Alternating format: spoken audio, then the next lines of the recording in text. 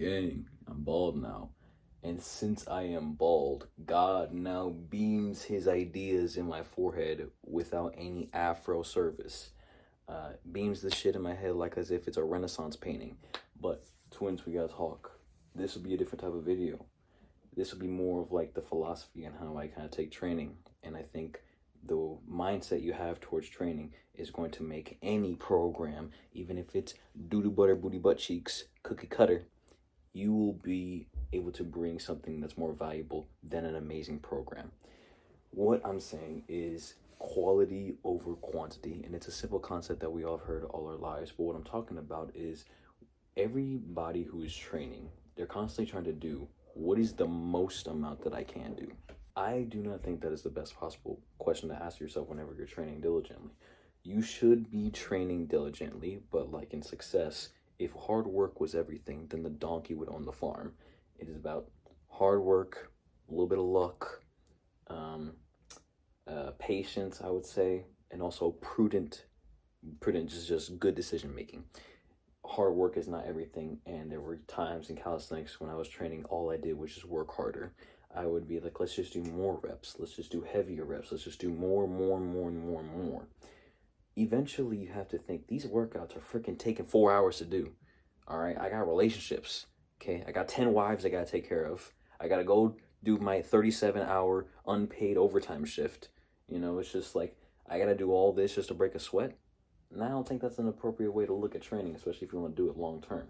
So obviously, you have that passion, that drive to be like, man, I want to do 10 million push-ups or something like that.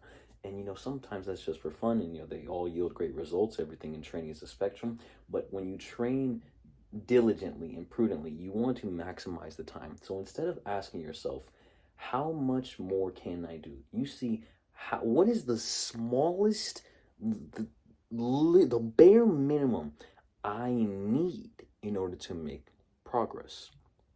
Most people don't even know how many sets or what are the best exercises that are most conducive towards their goals.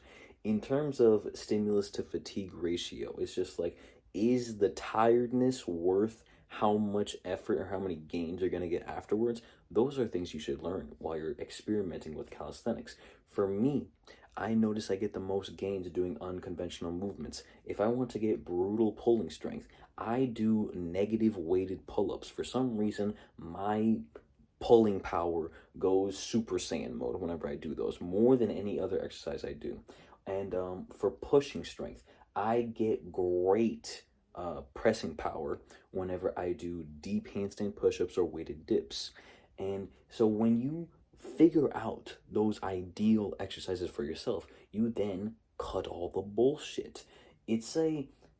The best possible analogy is, if I were to hold a gun at you and I said you can only pick 6 exercises to do your entire life, what that automatically does is that it cuts all the fluff in your entire training routine, thus saving you more time, making the workout more effective, and you're actually yielding the results that you're training for in the first place. So I say this: do not train or ask yourself, how much more can I do?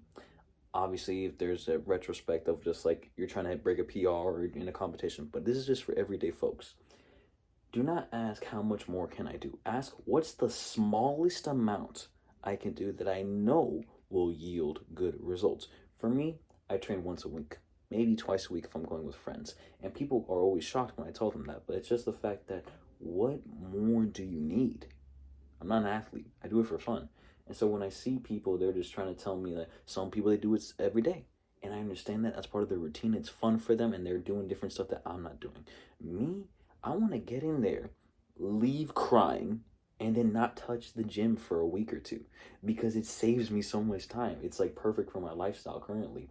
And especially if I'm going to be working 12 or more hours a day, I don't want to freaking spend 4 hours at the gym and do it multiple times in a session. I just want to, like, in, out, painful, I'm done.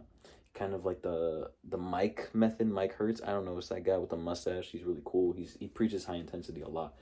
Mike Menser, and all the gay science nerds, they're just like, oh no, you need an optimal amount of reps per week, and do this and this, and that's not optimal. Gay. I do what works for me, even if it's not right for you. and you should figure that out. My homie at the gym, he's not the strongest, but he's amazing. He is a pro at behind the neck pull-ups. That, in the science community, they're gonna be like, no, no, Mr. Sexy Asian man who's super strong and will do things I will never do. No, no, I'm gonna tell you how to do things. That's basically most of them. And my man is a beast at behind the neck pull-ups, even though it's considered dangerous. It's not the best for stimulus to fatigue ratio, but his delts are capped and his arms are fat. What more of a certification do you need to know what he's doing what's good for him? He'll do like 20 behind the neck pull-ups. Shit that I can't even do. It's amazing. And that is considered not optimal, but it's optimal for him. Like for me, when I was training today, I did 4 exercises today. That's all I needed. I did one arm assisted handstand push-ups because I'm training for that one arm handstand, so I'm building up more strength. And then I did one arm negative muscle ups. That is all I did. And then I would do, some fun stuff where I would do I did 100 pull-ups, or I did 50 pull-ups and 100 dips. I just try to do that as fast as I can. Doing stuff like that gives me my volume, my endurance, my strength training, and my practice of the movements. That gives me everything I need and more. And I didn't have to spend 2 or 4 hours. I didn't have to overthink trying to get a bunch of different exercises together. So when you are young in the calisthenic game, what you should do is to try not to do more in your workouts, but I would actually recommend to try in a couple phases. Do the same exact workout so you know what you're doing and you can calculate how much you've leaped from that first session. What I'll do is I'll do the same workout over and over and over and over again. Then when it feels easy, that's when I make a great leap in progressive overload. Same thing as micro adjustments, 2.5 pounds a week. But, for me, I have fun doing it because it's also consistent practice. And it's also like, I don't have to think at all. I rarely think when I'm training. I'm just going in, having fun, dancing in between my sets, looking autistic as hell, and goofing around. Like, I'm not having cuck fantasies about I don't need to do all that. It's for fun. We're doing it. But that's kind of like my perspective on training. Don't ask what more you can do. Ask what's the smallest amount you can do, and then build off that.